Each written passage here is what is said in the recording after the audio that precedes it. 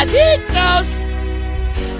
Walk blindly to the light and reach out for his hand. Don't ask any questions and don't try to understand. Open up your mind and then open up your heart. You will see that you and me aren't very far apart. 'Cause I believe love is the answer. I believe. Muy buenas, bienvenidos a una nueva edición de MM Adictos. Hoy es 13 de noviembre, es viernes, ya estamos dentro de ese fin de semana. Y ya ayer hicimos un programa así un poquito especial de Patreon, por el tema de que habíamos estado los días anteriores sin poder grabar, sin sacar contenido. Y hoy vamos a volver ya con un poquito con el ritmo normal. Ya os dije que lo que vamos a hacer hoy va a ser hablar de Bellator 252. Nos vamos a centrar en los 3 combates de la main card. Vamos a leer toda la card, pero nos vamos a centrar en los combates de la main card, que además creo que estuvieron muy a la altura, que si tenéis la oportunidad de verlo conforme estáis escuchando el programa, os recomiendo que le echéis un vistazo. Si no puede ser por métodos normales, esperaros a la semana que viene, que lo retransmitirán en Gol. Pero creo que fue un buen evento, la verdad. Veníamos de algunas main card de Bellator que no decían mucho en tema de contenido y en tema de lo que se estaba jugando. Por ejemplo, la semana pasada con ese Manhoef contra Corey Anderson, el debut de Corey Anderson en Bellator, no era el combate más idóneo ni para Manhoef ni para Corey Anderson. Y en esta ocasión, esta semana y la semana que viene también, teníamos combates dentro del torneo Featherweight. Ya la semana que viene incluso va a darse la primera semifinal. Pero en esta ocasión, en Bellator 252, se disputaron una serie de combates, 2 concretamente, que eran los cuartos de final, e iban bastante atrasados Bellator por el tema del COVID y tal. Hubo que retrasar esto cuando se esperaba que hubiera sido en la primera mitad del año, para poder llegar a este final de año y tener ya solventado de alguna manera el torneo. Ahora hablaremos del tema de Bellator. Dejadme que antes os recuerde las vías de contacto donde podéis escucharnos. En Spotify, iVoox y iTunes es donde podéis encontrar MM Adictos. Y luego, para poneros en contacto con nosotros, bueno, también estamos en otras plataformas. Hay en algunos catcher, creo que los llaman, de podcast, donde está en el feed, también estamos. O sea que si buscáis MM Adictos ahí os saldremos, por si queréis escucharnos de diferentes puntos. Nosotros no somos iVoox Original, con lo cual no estamos limitados. No nos tenéis que encontrar solamente en iVoox. Podéis hacerlo a través de diversos métodos, como digo, Spotify, iTunes o cualquier podcatcher, creo que lo llaman, de esto. Ponéis el feed. Si no, cogéis directamente, os vais a iVoox, cogéis el feed, lo ponéis en vuestra aplicación que utilicéis para escuchar podcast y ahí ya lo tenéis.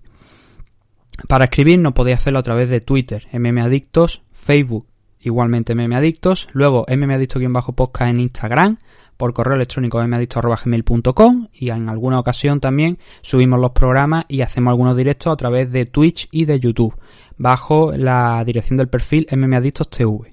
Además tenemos la página de mmadictos.com, que gracias a Dani Romero de Spaceboxing pues se quedó ahí hecha, y subimos los programas también ahí para que lo encontréis un poquito más organizado. Y además también en esos programas, tengo que mirar cómo hacerlo, ¿no? Pero esos programas que dedicamos a, por ejemplo, el legado de Anderson Silva, el legado de Javier Nurmagomedov, o analizar tal evento antiguo, pues eso vamos a intentar organizarlos también por categoría para que lo tengáis de una forma más directa a través de la página web. Necesito tiempo, eso sí que lo tengo que decir, necesito tiempo para hacerlo, pero bueno, eso es donde podéis encontrar y escribirnos.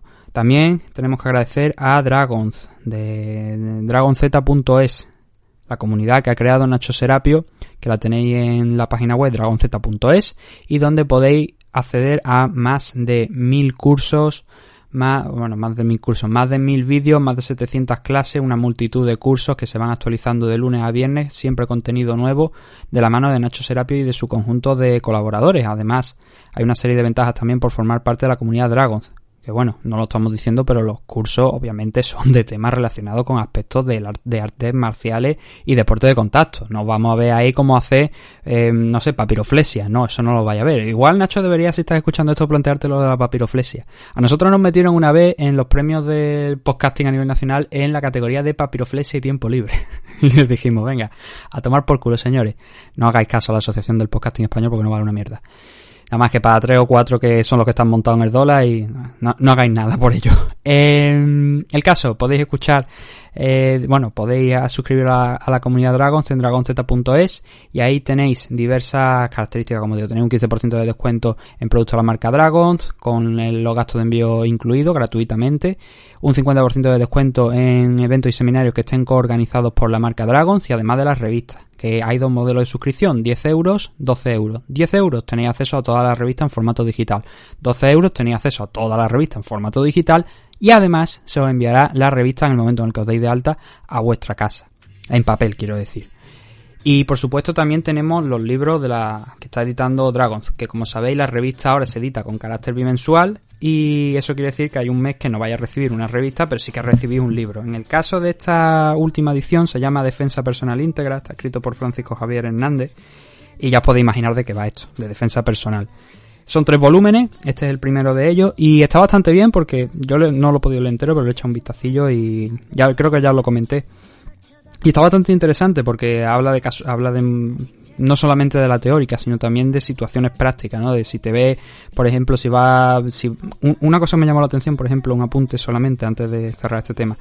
Mencionaba que, por ejemplo, si vais de noche o algo, intentáis dar la vuelta a una esquina, que no lo hagáis pegada a la esquina, que la hagáis hagáis ese giro con un recorrido porque un asaltante se puede pegar a la pared y esperar que vosotros deis la vuelta y cogeros ahí. Son detalles, son cositas que a mí me han resultado muy interesantes lo poquito que he podido mirar y a ver si, ya digo, si saco tiempo para poder echarle un vistazo.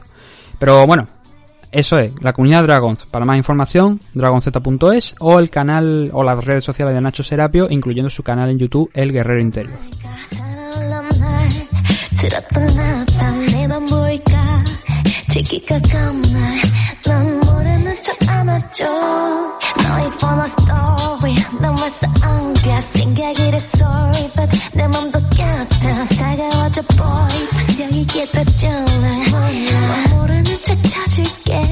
Nosotros nos vamos a poner ya manos a la obra. Una vez hemos hecho las presentaciones y promociones, luego ya sabéis que también tenéis esa promoción, toda la información sobre los Caballeros del Oc, uno de los equipos, bueno, el equipo de Óscar Panadero, que ya podéis escuchar la promo más adelante. Pero nosotros nos vamos a poner ya con lo importante del programa de hoy, que es Bellator 252. El evento se celebró ayer en el Mohegan Sun Arena, ya sabéis que se están realizando los eventos de Bellator allí, y en esta ocasión contó con 10 combates. No vamos a analizarlo todo, vamos a centrarnos, como hemos dicho, en la main card. Este era Bellator 252 y la main card estaba bastante interesante porque teníamos 2 combates, como he dicho, del torneo Featherweight, que venían atrasados ya de la primera mitad del año. Temas de COVID, pues el parón de Bellator fue más grande que el de UFC y se trasladaron todos esos combates a esta segunda mitad. Finalmente podemos estar dándole salida, se pueden estar celebrando ya esos enfrentamientos. Y había algunos combates también en la card preliminar que eran bastante interesantes. Bueno, Conry Gracie sumó su derrota aquí en su carrera profesional en Bellator, siendo noqueado por Trevor Good. Tampoco mucho más comentarios. Conry Gracie obviamente no es Roy Gracie, no es Renzo Gracie, no es Rickson, no es nadie de antaño, ¿no? Ya los Gracie han decaído mucho, pero bueno, aún así hay alguno por ahí que todavía sigue funcionando a un muy buen nivel. Roman Faraldo derrotó a Pat Casey por una rodilla voladora en el segundo asalto. Lucas Brennan arrancó la decisión unánime a Andrew Salas. Jornel Lugo, también una decisión unánime a favor suya frente a Skiller Sozo. Manny Muro con otra decisión sobre Devin Powell. Combates que realmente, a ver, vamos a ser sinceros, si nos ponemos a escarbar, pues seguramente vemos aquí a gente que ha estado peleando por la LFA, por alguna empresa de allí de Norteamérica de menos importancia que Bellator, UFC y compañía, pero tampoco son combates que nos digan mucho. El siguiente de ellos sí que nos dice, al menos personalmente a mí me dice algo. Era Kerry Taylor Meléndez, que es la mujer de Gilbert Meléndez, peleando y venciendo a Emily King por un rear naked choke en el primer asalto. Esta pelea era interesante porque ahora mismo Kerry está peleando en 115 libras. El problema es que no hay 115 libras realmente en Bellator, no hay una división de 115 libras establecida. Y Kerry dijo que tenía que, preveía subir a 125 libras una vez pasar este combate. Lo dijo a lo largo de la semana y finalmente yo creo que parece que va a ser así. ¿Por qué? Porque es que no hay 115 libras. En el momento en el que Bellator decida establecer una división Strawweight, que creo que sería una decisión acertada porque hay muchas luchadoras en ese peso a nivel mundial. Es verdad que la gran mayoría están en Invicta, están en UFC, pero siempre puedes tener a lo mejor tus 2 o 3 nombres de gente que salga de UFC y pueden estar aquí. No todo tienen que ser grandes superestrellas, oye. Son gente que desecha UFC, pues oye, darle esa segunda oportunidad aquí en Bellator. Pero de momento no está esa división de 115 libras, entonces va a tener que subir a la Flyweight y lo va a hacer con un récord impoluto. 5 combates, 5 victorias. No ha enfrentado realmente una competencia seria, pero bueno, ella ha ganado todos los combates que tenía aquí en MMA. Tiene además también un par de ellos fuera que son de kickboxing, también bajo la marca de Bellator, pero no en MMA. Y va a subir a la división Flyweight, es lo previsible. Entonces ahora tiene mucho trabajo por delante porque en la división Flyweight sí que hay nombres y hay una campeona que es Ilima-Lei Macfarlane, que pelea dentro de poco contra Juliana Vázquez. Creo que el nombre me baila, pero creo que es Juliana Vázquez o Velázquez. Creo que es Vázquez, Juliana Vázquez me parece que es el nombre. Pelean el mes que viene, en diciembre. Por fin el regreso de Ilima-Lei Macfarlane, una de las mejores 125 del planeta. Y aquí en Bellator además lo está haciendo magníficamente. Cada vez va a más y bueno, ahí va a cuadrarse, ahora mismo va a encajar Kerry Taylor Melendez, pero tenemos que ver con qué desempeño, porque la verdad es que, ya digo, la competición en 125 libras es mucho más dura que esa división inexistente de 115 en Bellator. Y el último de los combates que teníamos en la card preliminar era Aaron Pico, noqueando a John de Jesús por una overhand con la derecha, y luego finalizándolo también en el suelo por ground and pound. Un Aaron Pico que él lo había dicho también esta semana, que desde que había salido de su anterior equipo, que había empezado a trabajar con el gimnasio de Greg Jackson y Winklejohn allí en Albuquerque, que lo habían reconstruido, que llegó roto, lo dijo tal cual, llegó roto y que lo han reconstruido y que ahora está mejorando mucho. Como todos sabéis, Aaron Pico es un magnífico wrestler. Lo que pasa es que ha empezado muy joven la carrera en Bellator y porque tiene solamente 24 años, pero ya lleva un par de años, bueno, lleva bastante más años, porque no solamente los años como profesional, sino que durante un tiempo se estuvo preparando para debutar en MMA y ya Bellator lo tenía fichado, ya estaba trabajando para darle en el momento adecuado su oportunidad de pelear aquí. Entonces es un luchador Bellator, es un luchador que se ha criado en Bellator, todos los combates los ha tenido aquí, pero aún así sigue siendo muy joven, tiene 24 añitos nada más y debutó, como digo, apenas con 21. Y el problema que ha tenido es que se creó mucho hype, a pesar de que su primer combate fue una derrota. Pero claro, te sueltan contra alguien que tiene 10 combates de experiencia, como Zach Freeman, y hay lo que hay. Pero a partir de ahí empezó a generar un hype muy grande, sobre todo porque iba noqueando rivales que tenían más experiencia que él, incluso más experiencia que ese primer combate contra Zach Freeman. Nombres como Lee Morrison, con 26 combates. Leandro Higo fue sobre todo el combate que hizo saltar a Aaron Pico. Noquear a Leandro Higo en el primer asalto es lo que despertó ya el interés de todo el mundo. Porque, oye, cuidado, ya no es que esté noqueando rivales que son más expertos que él, sino que acaba de noquear a un tío que ha estado en la línea de ser contender. Este tío es peligroso. Claro, lo que pasa es que luego perdió contra Henry Corrales y Adam Boris, que son sus últimas 2 derrotas. A partir de ahí ha ganado todo. Y además también demostrando que tiene una potencia de KO enorme, que su suelo es al nivel de lo esperado, teniendo en cuenta que es un grandísimo wrestler, de los mejorcitos, que llamó mucho la atención, ¿no? Que hiciera la transición, digamos, tan joven. Pero también es verdad que, y esto es un debate que en alguna ocasión sí que creo que hay que mencionarlo, y es que, a ver, si exceptuamos a lo mejor los Juegos Olímpicos, a los wrestlers la verdad es que no le queda nada. No tienen nada, por decirlo de alguna manera. No tienen una salida profesional, por así decirlo. En el caso de Aaron Pico, él no llegó a ir a los Juegos Olímpicos porque, ya digo, dio el paso a las MMA, yo creo que acertadamente, en parte por lo que digo, porque no tienen una salida profesional. No sé cómo lo veréis vosotros, pero creo que es una Cosa que no solamente es que lo diga yo, es algo que también recurrentemente sale por ahí. No tienen una oportunidad, un futuro, a lo mejor como, no sé, un futbolista pues se hace entrenador, un Greller también se puede hacer entrenador, pero con 21 años, claro, es diferente. Entonces, creo que hizo bien el pasarse a las MMA. Lo que pasa que ya digo, firmó muy joven y tal. Subió muy rápido. Y por suerte, dentro de lo que cabe, el Jackson Wink se ha visto envuelto en muchas polémicas últimamente. Gente que se iba, gente que decía que Winkeljohn no era, que con Winkeljohn en el equipo de Greg Jackson no era lo mismo y tal. Pero bueno, lo importante aquí es que con Aaron Pico están haciendo un buen trabajo, aparentemente. Se le han visto cosas que no se le veían antes. Para empezar, el utilizar mucho ya la cabeza, y si tiene que utilizar el wrestling, utilizarlo, no complicarse. Él es fuerte en eso.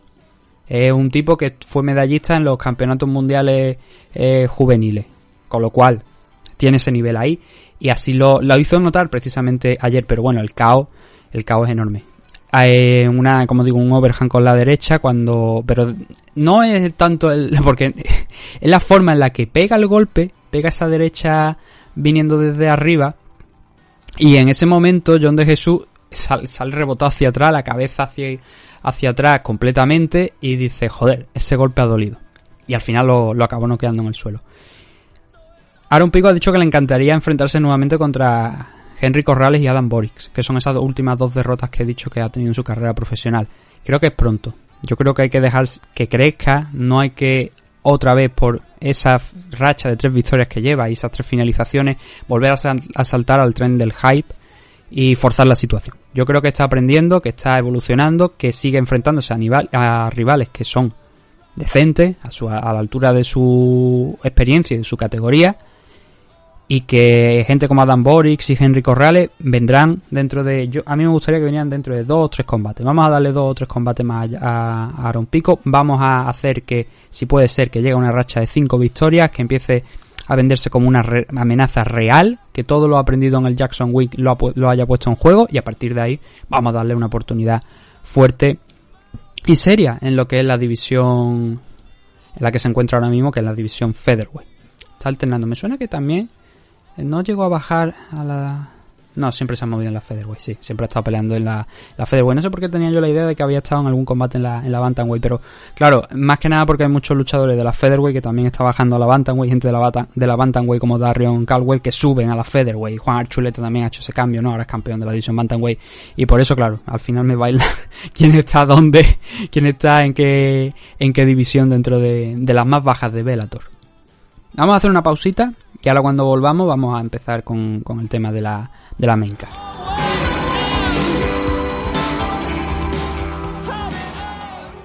Los Caballeros de Oak es un equipo deportivo especializado en la práctica de las artes marciales mixtas, el jiu-jitsu brasileño y la modalidad de grappling. Los Caballeros de Oak cuentan con un centro de operaciones ubicado en el White Peak CrossFit de Valladolid y diversas filiales como la recién incorporada en el Nam Bandoyo de Torre del Mar, en Nerja, Málaga. Como director técnico del equipo, tenemos al entrenador y árbitro internacional de MMA, Óscar Panadero, quien dirige el equipo apoyado de varios de sus entrenadores asistentes en las distintas secciones del equipo.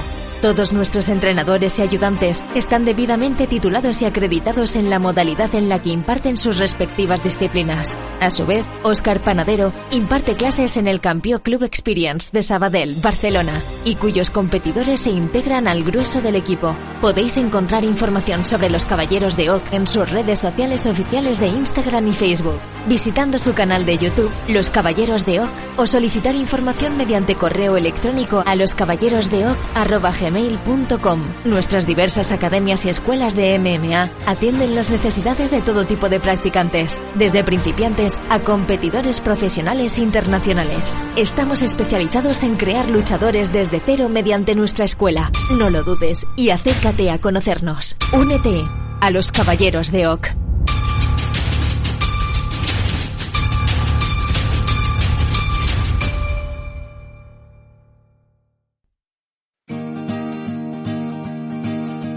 Fuck you, you're a fucking wanker. We're gonna punch you right in the balls. Fuck you with a fucking anchor. You're all cunts, so fuck you all. Fuck you. you're a fucking wanker. We're gonna punch you right in the balls. Estamos ya aquí, listos para analizar esos 3 combates de la card principal. Y el primero de ellos fue Manuel Sánchez contra Daniel Weigel. Ya os dije que en los primeros minutos que aquí hubo 2 combates para avanzar en el torneo Featherweight. El primero de ellos fue Emanuel Sánchez contra Daniel Weigel. Fue victoria para Emanuel Sánchez por una decisión unánime, por un 48-46, 49-46 y 49-45. El caso es que la decisión fue completamente a favor de Manuel Sánchez. A mí me cogió por sorpresa cuando vi que había un cuarto asalto, porque se me había olvidado por completo que eran 5 asaltos de 5 minutos. Son las normas del torneo, y se me había olvidado por completo, y cuando yo vi que salían a pelear al cuarto, digo yo, ¿qué ha pasado aquí, no? O sea, se me había olvidado completamente. El caso es que el dominio de Sánchez es completo. Solamente Weigel, según, dependiendo de los jueces, gana. Y además es curioso porque los 3 jueces, Eric Colón, por ejemplo, le da el primer asalto a Weigel y el tercero. Brian Miner le da el cuarto y Jerin Ballel le dio el primero. Yo coincido quizás con Jerin Ballel, con un 49-45. Vamos a ir hablando un poquito del combate. A ver, Weigel, el primer asalto estuvo correcto, estuvo bien. Hubo un momento donde Sánchez intentó patear y eso lo aprovechó para derribarle. Lo que pasa es que no entró, decidió no ir al suelo con él. Y a partir de ahí Sánchez se levantó e intentó recuperar los puntos que tenía perdidos por ese derribo, por haber caído de espalda. Y no solo eso, sino que empezó a avanzar y empezó a presionar a Weigel. Pero yo creo que, aunque las estadísticas de Bellator decían otra cosa, que decían que había conectado, creo que eran entre 7 y 9 golpes más que Weigel en este primer asalto, yo creo que Sánchez ahí no acabó de encontrar del todo el timing, porque él avanzaba, él soltaba las manos, pero cuando las soltaba, Weigel se echaba un poquito, se inclinaba, nada, un par de centímetros hacia atrás y soltaba la derecha o soltaba la izquierda, y en esos intentos de avance de Sánchez, siempre que esos intentos de Sánchez acababan interrumpidos por lo que digo, por esos golpes, esas manos que frenaban en la oposición a Emanuel Sánchez. Con lo cual, muchos golpes lanzados por parte de Emanuel Sánchez, pero las estadísticas decían eso, lo que os estoy comentando, que el porcentaje era mucho menor de lo que Daniel Weigel estaba impactando con menos golpes. Con lo cual, el primer asalto, muy justito, la verdad, muy justito para ambas partes, pero creo que Weigel conectó más correcta, no más en número, pero sí con un mejor porcentaje, como para darle el asalto. Aparte consiguió ese derribo que luego no lo consiguió completar, digamos, porque no entró en la guardia. Pero creo que estuvo muy ajustado este asalto. Entiendo que un juez se lo dé a Sánchez. Yo me inclino por dárselo a Weigel. Pero hubo un detalle que es muy importante y que además fue una constante a lo largo de la noche por parte de Manuel Sánchez. Bueno, 2 para ser exacto. Primero la presión y segundo la low kick. Hinchó a low kick a Weigel a lo largo de todo el combate. No sé si las estadísticas creo que no se pueden ver una vez acabado el enfrentamiento y no lo destacaron en sí mismo, ¿no? Cuántas low kick había lanzado, pero el número de low kicks que lanzó Sánchez a lo largo de los 25 minutos fue bastante alto. El segundo asalto es el mejor del combate, con diferencia, y se va para Emanuel Sánchez. Hay 2 jueces que le dan un 18, yo me inclino por ese 18. La paliza que le da Emanuel Sánchez a Weigel es estratosférica. O sea, pudo acabar la pelea en este segundo asalto. No lo consiguió, pero pudo acabar la pelea. Y el margen, la paliza que se llevó Weigel fue enorme.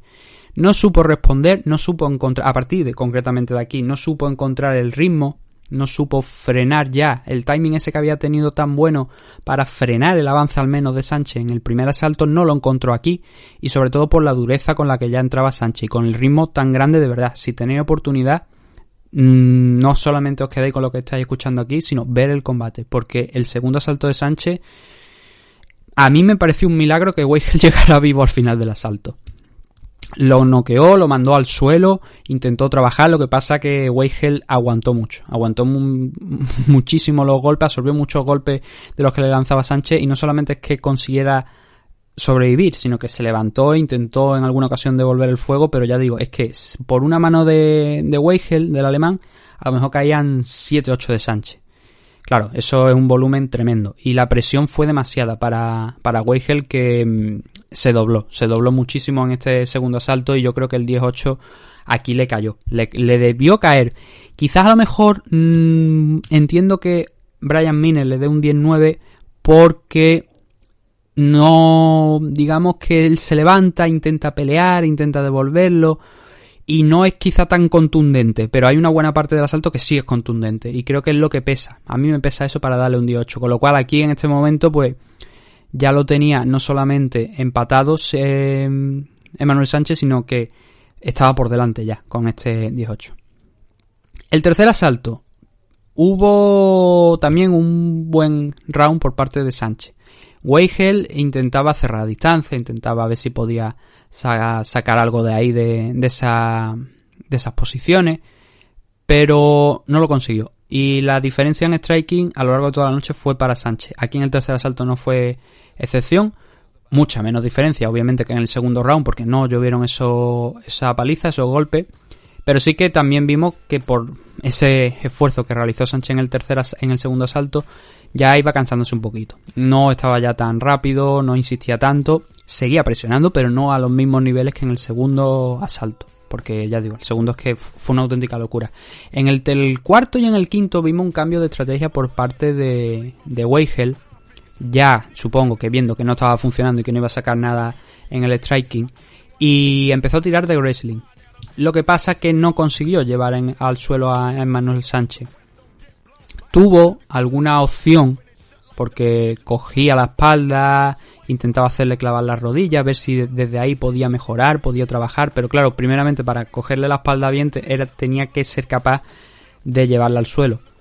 No lo conseguía, estaba a su espalda, pero no lo conseguía arrastrar al suelo para intentar desde ahí quizá ganar ese control desde atrás, incluso a lo mejor poder intentar la sumisión, con lo cual era un trabajo que estaba dándole pocos frutos, digamos así. Y en el tema del striking, nuevamente, como he dicho, Sánchez pues estuvo mucho mejor. Parecía que Weigel al menos estaba teniendo un cambio de plan. En el quinto asalto volvió a intentarlo. 3 derribos en el primer minuto, ninguno de ellos fue satisfactorio para él.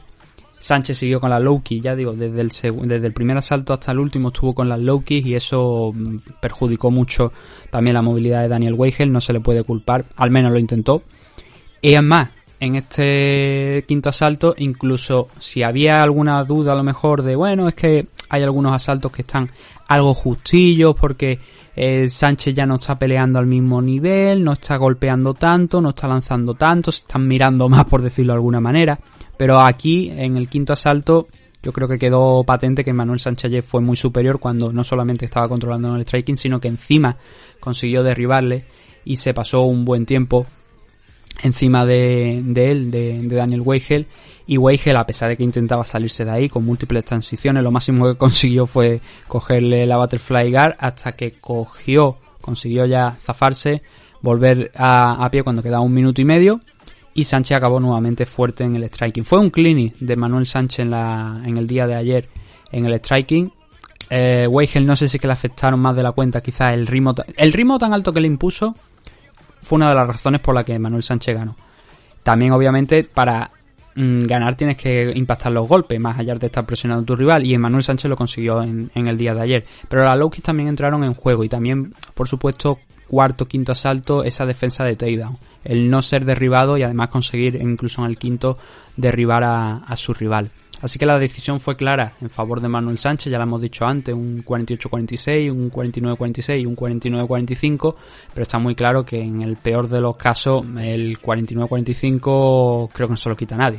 Así que una buena victoria de Manuel Sánchez que le permite avanzar a la siguiente ronda, y el luchador que se va a enfrentar a Manuel Sánchez sale del main event que vamos a hablar dentro de unos minutos, así que tenemos que estar atentos porque el primer semifinalista por la otra parte del cuadro ya está, se decidió en este primer combate con la victoria de Manuel Sánchez. Daniel Weigel, por lo tanto, pues no va a tener ese rematch.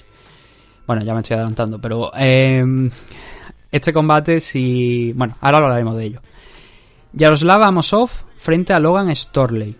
en 170 libras. Aquí uno de los dos tenía que perder, podía ser un empate, obviamente también, pero lo normal es que uno de los dos perdiera. Los dos estaban invictos, en el caso de Amosov entraba con un 24-0, Logan Storley con un 11-0, y la victoria fue a parar para el ucraniano por un doble 29-28 y un 28-29. Decisión dividida. No estoy de acuerdo en que fuera una decisión dividida, pero lo que sí estoy de acuerdo es que la victoria se la llevó sin muchas dificultades. Bueno, sin muchas dificultades. El combate fue duro, el combate fue complicado.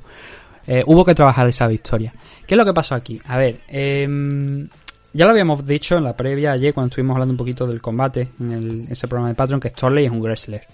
Y como wrestler que es, va a intentar derribarte una y otra vez. No conté cuántos intentos de takedown hizo a lo largo del combate, pero fueron una barbaridad.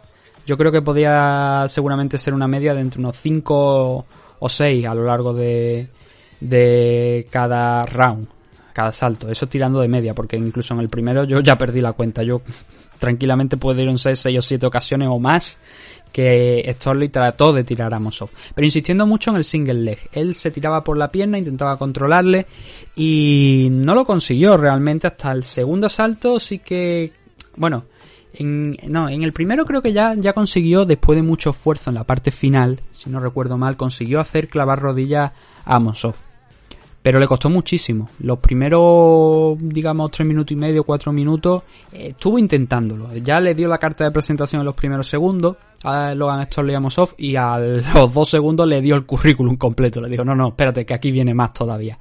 Amosov mantuvo una estabilidad muy buena en muchísimos de esos takedowns, exhibió una gran defensa de takedown. Casi nunca, hasta el tercer asalto, se vio en posiciones realmente complicadas. Él entraba en el single leg, era capaz de mantenerse de pie, de soltar esa pierna, y cuando a veces veía ya muy claro que iba a entrar, lo que hacía era tirar de sprawl, ponerse encima y impedirle siquiera el llegar a agarrar esa pierna para intentar derribarle. Estuvo muy bien Storley en eso, la verdad hay que reconocerle que lo intentó mucho, lo intentó con todo lo que tenía, pero no fue el combate ayer porque Amosov se vio, como digo, una grandísima defensa de takedown, y además le iba castigando un poco cada vez que intentaba hacer esos takedowns. Aunque, como digo, en la parte final de este primer asalto consiguió una posición favorable Storley por primera vez en esos 4 minutos iniciales, que hizo que clavara las rodillas y cogió la espalda, pero no fue a más, no consiguió el takedown. Es más, incluso estuvo a punto Amosov de ser el que consiguiera el takedown, y no hubo mucho más hasta el final, pero fue una batalla de wrestling a lo largo de los 15 minutos, no quiero engañar a nadie. Si no os gusta el wrestling, este combate a lo mejor os va a aburrir, pero fue una batalla de wrestling en condiciones. Se iba a Storley, no que se metieran en el clinch o abrazarse, trabajar contra las jaulas, no, eran takedown a plena, la gran mayoría a mitad de jaula, intentando agarrar el single leg, intentando trabajar como si aquello fuera wrestling de verdad, fuera freestyle wrestling. Lo que pasa es que, claro, esto es MMA. Entonces, el primer asalto yo creo que se va a parar para Amosov, porque Storley intentó una barbaridad de takedown, pero todo menos uno fueron frenados muy bien por Amosov, y el poquito striking que vimos se decantó a favor del ucraniano. Muy poquito golpeo, porque se pasaron mucho tiempo enfrascados en esa batalla del wrestling, de intentar librarse el uno del otro, y en el caso de Storley pues derribar a Amosov. En el segundo asalto sí que consiguió derribar a Amosov Storley, pero hubo muchos scrambles que permitieron que el ucraniano volviera a pie y romper el control que le estaba sometiendo Storley.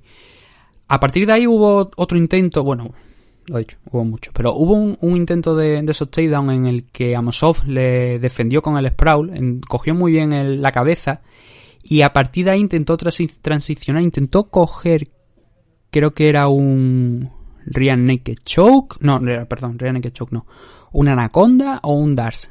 Ahora no recuerdo si era un anaconda o un Dars, pero intentó la estrangulación atacando la cabeza desde el sprawl y casi lo consigue. Storley se revolvió y volvió a recuperar. A partir de aquí, si no habíais tenido suficiente con lo de antes, volvió esa batalla del wrestling, volvían los múltiples scrambles, las defensas, los sprawl. También Amosov se intentaba hacer la suya, intentaba controlar también a Storley en los takedowns, en el clinch. Un trabajo excelente. Esto es más verlo que contarlo, porque a mí me gustó muchísimo. un asalto muy bueno en cuanto a wrestling, se lo dejaron todo tanto en defensa como en ataque, pero nuevamente Amosov, especialmente por ese intento de sumisión que estuvo muy cerca de conseguir cerrarlo completamente, creo que merece el segundo asalto. Los rounds, quitando el tercero, el primero y el segundo se deciden por cosas muy pequeñitas, por cositas muy muy pequeñas. En este segundo, por la sumisión. En el primero, por la defensa de takedown tan buena de Amosov, que aunque la defensa no cuente, si te mantienes de pie y luego eres capaz de soltar algunos golpes contra tu rival, eso te ayuda, quieras que no. Y eso lo hizo muy muy bien Amosov en estos dos primeros asaltos. En el tercero se le complicó la cosa. Y además cuando mejor parecía que lo tenía, porque entrando en el último minuto y medio, Storley lo derribó y además le cogió la espalda muy fácil a Amosov. Y a partir de ahí intentó realizar el rear naked choke. Estuvo metido durante mucho tiempo de ese minuto y medio en una posición muy peligrosa a Amosov. Podría haberle dado la vuelta completamente al combate a Storley. De hecho, uno de los jueces, gracias a este asalto, opina que ganó el combate. Y fue lo más peligroso de todo el combate. No solamente para Storley, sino en general. También por parte de Amosov. Creo que fue lo más peligroso de todo el combate, esta acción de Storley, donde lo tuvo. No consiguió meter el antebrazo por debajo del mentón, con lo cual no pudo apretar, no pudo estrangular a Amosov para conseguir la victoria, pero se vio el ucraniano en muchísimos problemas porque, a pesar de que, como digo, no conseguía meterlo por debajo del mentón, pero él estaba apretando y eso sigue doliendo. Pero no consiguió forzar la sumisión y Amosov poquito a poquito se iba revolviendo, iba resistiendo y finalmente se levantó, consiguió salir de ahí, levantarse e intentar acabar fuerte el asalto por si acaso podía llevárselo. Pero este round es el más claro y se va a favor de Storley por lo que estoy mencionando, porque lo sorprendió con ese rear naked choke, con ganarle la espalda y estuvo a punto Storley de finalizar a Amosov. No lo consiguió y, como hemos dicho anteriormente, la decisión se fue a parar para Amosov. 2 jueces a 1, dieron un 29-28 a favor de Yaroslav. Y quizás el combate... A ver, el combate es denso, es muy bueno, a mí me gustó mucho lo que vi. Quizás a lo mejor me coge en otro momento y digo que es una basura, pero a mí me gustó mucho lo que vi. Y creo que Amosov estuvo, tanto él como Storley, estuvieron muy bien. Para mí fue uno de los mejores combates de la noche. Y creo que hay que aplaudir a Storley. A pesar de la derrota, creo que hay que aplaudirle por no haberse cansado nunca. Se fue cansando con el paso de los minutos, pero él siguió fiel a su game plan, es lo que quería decir. Y esta derrota entraba dentro de lo esperable. Y aún así estuvo bastante bien. Yo creo que va a darle problemas a muchísima gente de la división de 170 por ese wrestling que se vio ayer. Si Pule consigue un par de cositas más, añadirle un par de cositas más a su juego, yo creo que puede ser una amenaza en los próximos años. Es todavía joven, tiene 28 años, todavía tiene una carrera por delante, pero yo creo que de verdad que puede seguir mejorando y puede seguir haciendo alguna cosilla aquí en 170 libras. Amosov, haciendo 25-0, 6 victorias consecutivas, tiene victorias frente a Gerald Harry, Eric Silva, David Rickles, Ruth, ahora Logan Storley. En su combate más disputado, también hay que mencionarlo. Probablemente esto lo acerque a un title shot frente a Douglas Lima. Siempre con el permiso de Michael Venom Page y toda la ristra de retadores que puede tener el cinturón ahora mismo de Douglas Lima. Pero creo que si hay un hombre ahora que, oye, por récord es que está justificado. Es verdad que muchos combates los ha estado haciendo fuera de aquí de Bellator. El 17-0 me parece aproximadamente, los primeros 17 combates los estuvo haciendo en empresas de Rusia y los rivales pues no eran los mismos, no vamos a mentir. De hecho hay muchos rivales de su carrera que eran inexpertos, que no tenían la experiencia que tenía él. Eso es una obviedad. Vale, pero aún así, aquí cuando llegas a Bellator es cuando tienes que demostrar lo que vale. Y aquí en esos 6 combates iniciales lo ha demostrado. Ha demostrado que es un luchador muy muy bueno. Que sí que es verdad que lo de antes de entrar en Bellator había rivales muy cuestionables, pero ahora lo ha demostrado, que sí, que merece esa oportunidad y espero que se la den. Si no, pues oye, vamos a ver, lo ponemos contra Michael Venom Page, por ejemplo, y el que gane, así le damos un descansito a Douglas Lima, pues el que gane se enfrenta al campeón y así, como digo, le podemos dar un descansito al brasileño. Pero creo que Amosov está pegando en la puerta ya del title shot, por lo que ha hecho, digo, por esas 6 victorias, no por lo que tenía antes, sino por esas 6 victorias que creo que merecen una oportunidad por el título. Main event de la noche. Ya vamos a acabar esto. Patricio Pitbull contra Pedro Carvalho. Defensa del título, ojo, lo habíamos explicado. Combate en el que esté el campeón, en este caso Patricio Pitbull, combate en el que está el título en juego. Lo mismo, 5 asaltos de 5 minutos. Todos los combates del torneo son 5 asaltos de 5 minutos. Victoria para Patricio Pitbull, noqueó en 2 minutitos, algo más de 2 minutos, a Pedro Carvalho. Le conectó una izquierda, un hook con la izquierda, que es la mano delantera, al mentón. Y luego le conectó una derecha, un directo con un cross con la derecha. Pero en ese momento yo creo que ya Pedro Carvalho estaba desconectado completamente del combate. Porque le pega y ya va cayendo hacia atrás, medio cao. Y luego la derecha lo único que hace es, si había alguna duda, certificar la victoria de Patricio Pitbull. Hasta ese momento, pues tampoco hubo mucho. Vimos a un Pedro Carvalho que a mí me sorprendió en un principio, salió como zurdo, pero con una ventaja de altura, que obviamente era más que evidente, lo cual no llama mucho la atención porque Patricio es campeón en 155 libras también. Ahora hay auténticos animales en 155, pero si tenemos que hablar de un animal, para eso está el brasileño también, campeón en la categoría lightweight y en la categoría featherweight al mismo tiempo.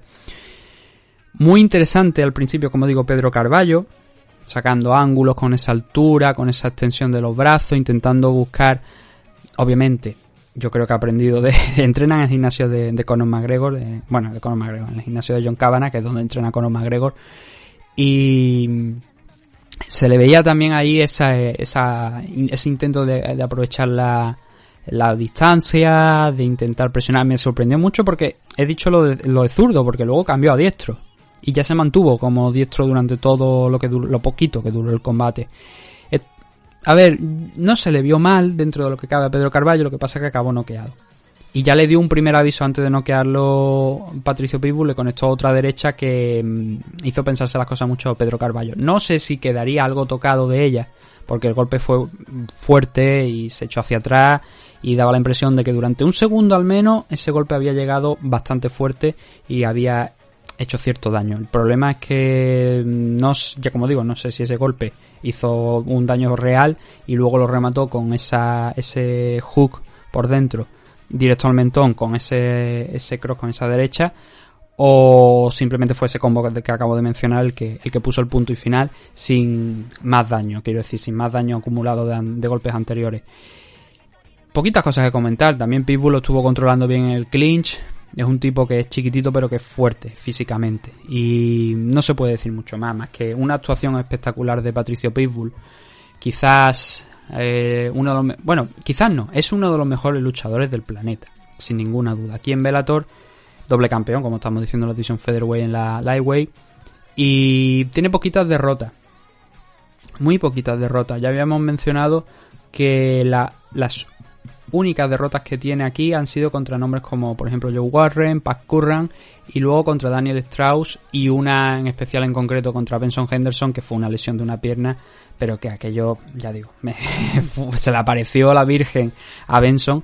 Pero esas son las únicas 4 derrotas que ha tenido este chico, y todos esos combates ha sido capaz de vencerlo, menos Benson, que no se ha enfrentado contra él nuevamente. Y bueno, Joe Warren, porque creo que no volvieron a enfrentarse. Pero en el caso de Pat Curran y Daniel Strauss, es más, contra Daniel Strauss le ha ganado en 2 ocasiones. Contra Pat Curran me parece que solamente creo que fue una... No, bueno, contra Pat Curran creo que... No, perdón, contra Pat Curran. Contra Daniel Strauss, déjame que lo mire porque... Sí, se han enfrentado 4 veces, la ha ganado 3. Se han enfrentado 4 veces, la ha ganado 3.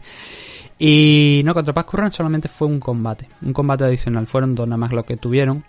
Pero bueno, que fue capaz de vengar las derrotas que tuvo. Está ahora mismo con un 31-4.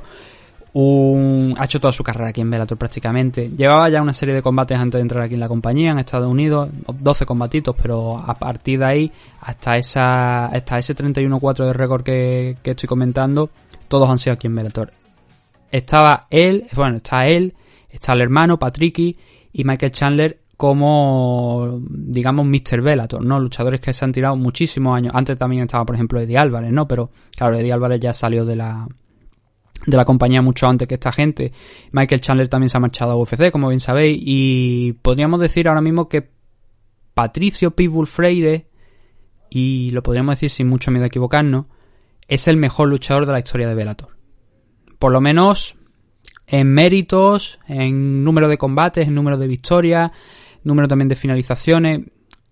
Es quizás una de las grandes figuras. Yo diría que el mejor luchador de la historia de Bellator. Y lo sigue demostrando. A sus 33 años todavía tiene carrera por delante, pero lo sigue demostrando. Y bueno, ¿qué es lo siguiente? Ya lo hemos dicho antes. Este luchador iba por la otra parte del cuadro. Patricio Pitbull iba por la otra parte del cuadro, la que se decidía aquí, y ahora va a tener que verse las caras contra Emanuel Sánchez. Hay antecedentes, ya se enfrentaron en 2018 por el título también, cuando Patricio ya era campeón, y lo derrotó a Emanuel Sánchez.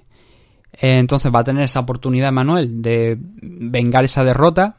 Se le vio muy bien ayer a Emanuel Sánchez, pero pelear contra Pitbull Freire es muy complicado. Ya lo vivió Juan Archuleta cuando llegaba, que parecía que prácticamente era indestructible, que era un tipo muy peligroso, y al final acabó perfectamente controlado y dominado por Patricio Freire a lo largo de 25 minutos. Entonces, Pitbull es favorito ya para ganar el torneo. Ahora bien, no son los únicos dos luchadores que siguen vivos en el torneo, porque son las semifinales. La otra semifinal se disputa la semana que viene y va a tener a Darrion Caldwell frente a AJ McKee. AJ McKee Jr., hay que decir, porque el padre también ha peleado. Estamos hablando de AJ McKee Jr. Y se va a enfrentar, como digo, contra Darrion Caldwell. Esta card, la verdad es que podríamos decir que es bastante decente. Tiene sus cosillas por aquí. Hay luchadores con bastante más experiencia de lo que realmente estamos acostumbrados a ver. Tenemos, por ejemplo, por aquí a Jaleel Willis, que finalmente va a debutar. Mark Lemminger va a pelear contra Jaleel Willis, campeón de las 170 libras, que ganó el cinturón de las 170, en la LFA, y que no pudo pelear contra Patricky porque era su combate de debut, pero no pudo pelear contra el hermano de Patricio, contra Patricky, porque Patricky tiene una enfermedad que se manifestó en la noche del combate, el día del combate, y no se pudo disputar. Pero bueno, finalmente va a hacer aquí Jaleel Willis su debut en 170 libras en Bellator. Y perdonadme porque tenía por aquí el resto de aquí. También pelea uno de los hijos de Kimbo Slice, Kevin Ferguson Jr., Baby Slice. Y también tenemos por aquí a Benson Henderson enfrentando a Jason Jackson, además, por supuesto, de ese main event. Pero eso será la semana que viene. Y por supuesto, pues también analizaremos la parte de la main card correspondiente.